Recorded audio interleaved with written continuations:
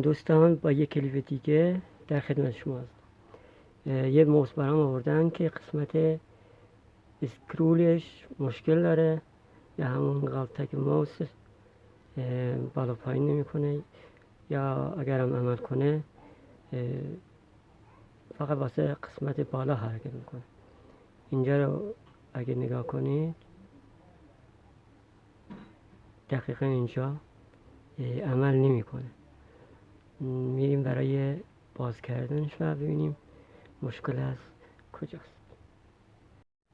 پیچ های پشت و زیر این محافظه های پیچ باز میکنیم. دو تا پیچ داره، معمولا اینا بازشون میکنیم و تا دسترسی داشته باشیم به اون قسمت غلطکش. اینجا رو اینو باز کنیم. اول با یه پیشگوشی نگاه کنیم ببینیم گیر نداره، چون معمولا اینا یه خاری کوچک حالت فنر مانند دارن که داخلش و اینو گیر میکنه. بعد اینو ما با یه اسپری از اینا که مال برد و تمیز کردن بردهای الکترونیکی هست ازش استفاده میکنیم. شما میتونید از الکل هم استفاده کنید. اگرم الکل تو دسترستون نبود از اتکلون هم میشه استفاده کرد. اینو یه اسپری میزنیم داخلش و بعد با پیشگوشی غلطک رو میچرخونیم که اون کثیفی یا گرد و خاکی که داخل این رفته رو قشنگ تمیز کن. خوب اینا رو پاک میکنیم، روی بردم پاک میکنیم.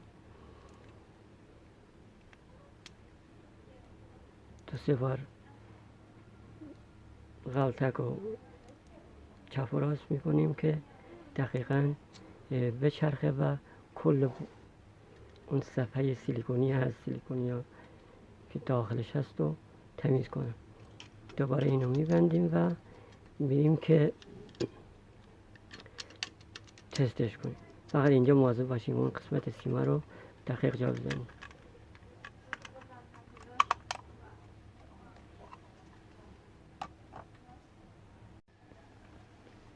خب اینو تست کنیم. من یه پوشه باز کنم که داخلش دقیقا ببینم چجوریه.